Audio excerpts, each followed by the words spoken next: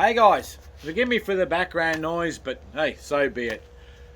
If everything could have went wrong in this video, it did. It did. But anyway, to become a better hunter, you need to evolve from this.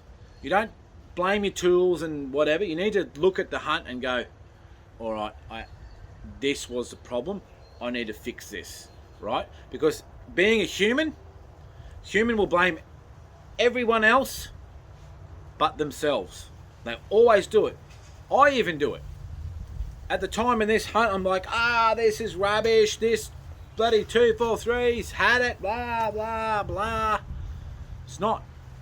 Good tradesman never blames his tools. Deep down, I knew what the problem was all along. But because I was just red hot, I was just blaming everyone, blaming everything else but me. In fact, it was me. It was me. It wasn't anyone else. It wasn't my tools. It wasn't the dogs. It wasn't anything. It was me. But let me show you how you fix that. You need to work it out and figure out, all right, how do I amend this? How do I do this? And I'll tell you, quite simple. It's just trigger time. I use a 30-30 all the time at night. And between that time and the time of, this shoot, I've still been using that. It's not the rifle. It's just the difference between a 30-30 and a 243 is 1,000 feet a second difference and grain weight. So I'm shooting at pigs like I'm shooting at pigs with a 30-30. But I had a 243. So I'm shooting in front of them, behind them, over the top, wherever. Mainly in front of them. I think I hit one. You'll see. There's a big bang, bang, bang. I think it's by the last shot. I realised at the time, oh no, it's not 30-30 because when I'm shooting, I'm thinking, yeah, I've done this 1,000 times. Different rifle. I used to use this rifle all the time, but I've just been using the 30-30. By the last shot, you hear the hit. And that's when I finally figured out, I'm aiming too far in front. It's a matter of seconds. But still didn't get that pig. It ran off somewhere else. But anyway, guys, enough of that gas bagging. What happens is the farmer gave me a call and said, a couple of pigs down here. Yep, no worries. Pretty wet still it was. It was in crush. This was about 6 months or more ago, this video. Now, went down. The plan was to get about 600 out, walk in, pluck the rest off, let the dogs go. So when the missus heard me start shooting, she was going to let the dogs out. Anyway, I get down on the flat, wind swirling, about 600 metres out, Molly squealing like a stuck pig. So I just drive up and I'm like, stuff it. I turned to the missus and said, we might as well go home. This is going to be stuffed. Get out, open the dogs up, off they go. Now, Molly did well. She did well. She grabbed a good pig. Tony did what she could. She chased. They both split off pigs, and I run up there trying to block up to where pigs were going to run. And well, as you see, balls up there.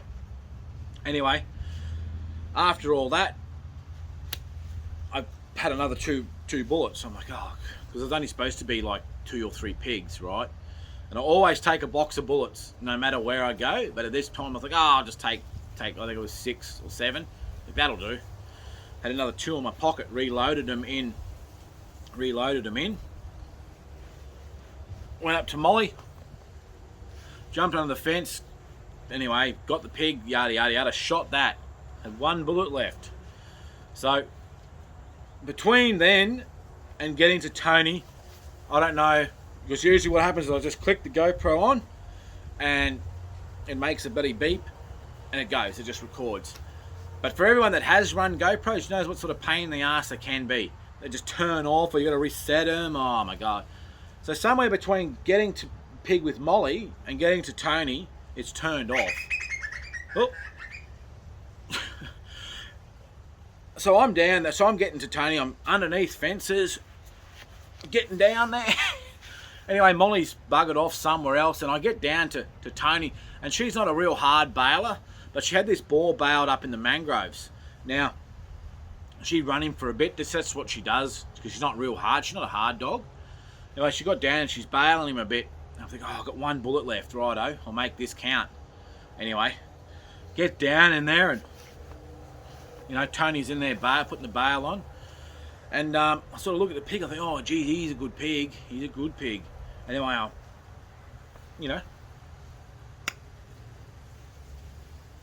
are you fucking kidding me?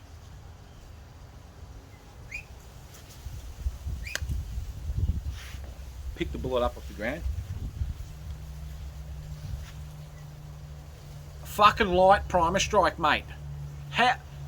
When is in God's great earth does a Tikka T3 have a light primer strike? With federal ammo. I've never ever had it. But you know why? It's because in the video a while back, I was dosing bog pigs. Pigs were running everywhere. I'm just flogging into it. At that point in time, I knew I fucked up. I didn't clean the gun. It's all crudded up and shit. And I probably put, I don't know, probably 200, 300 rounds through it. Last time I put it away, I forgot about it, didn't I? Stupid. But because I just don't know why I did that. I don't know. I never do that. Even my old 30-30 and then I take out every probably 25 shots. I clean it. I never do that. I don't know why. I just did that, and I just probably happened for a reason, because it's a bit of a wake up call. It's like, hey, you ain't God, mate. And with that rifle, I was like, any pig that run out, I'd smack it. It didn't matter how far, 200-300 meters off the shoulder. It wouldn't matter. Just a great wake up call, really. But anyway, guys, have a look at the video. I'm gas bagging a little bit too much here. Have a look at the video, and bloody oath, I'm going to be shooting into the sun if them pigs are still out. And I got a tip for you. Squint. Anyway, these dogs are going to start squealing and yelping and shit, so go down there and try and pluck a couple off while they're running around, and then let them out of the cage. I've got them locked up at the moment, but anyway, we'll go and have a squeeze. Them pigs.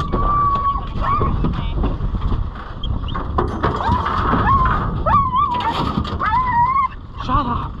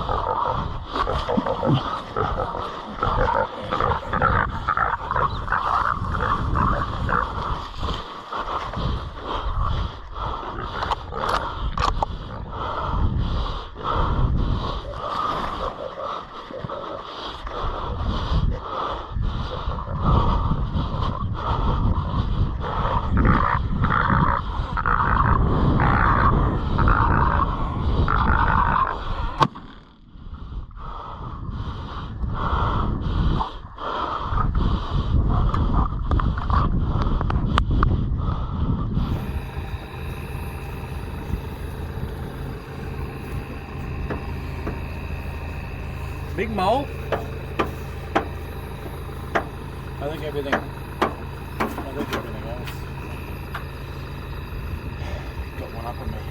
That's what happens when you don't use a rifle for a while. Well, I'm out here today. It's bloody windy, it is, and I've got the 243 back out. It's all safe. There's nothing in it, obviously, but. Oh, the other day I come out and those pigs bloody running everywhere. Anyway, I got 5 or 6 shots off. I didn't hit as much as I should have. So I just need to check something here. I just need to check to see if the rifle's kept at 0 over the years, because last time I've used it I got a big bore and it got trod on, and I'm pretty sure I was banging it through the cane and what have you.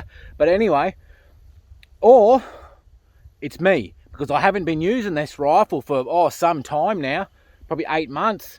I've been using my 30-30 12 gauge, so I just want to double check just to make sure it is me and it's not the rifle.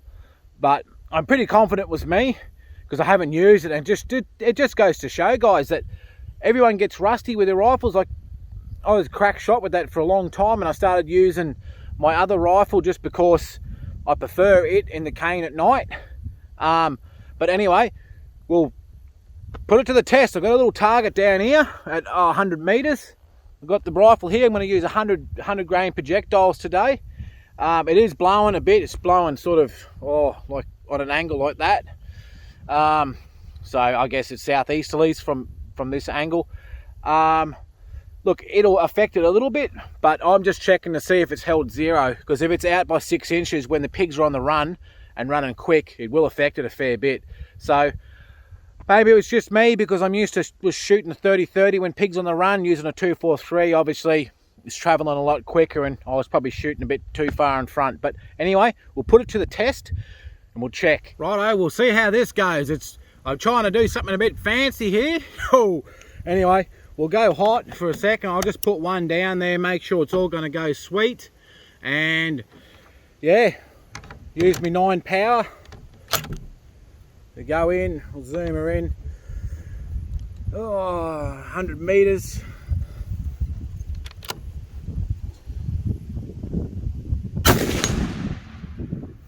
Oh yeah, I knew about that one. Yeah, that's on. And see that. Try one more. I don't need.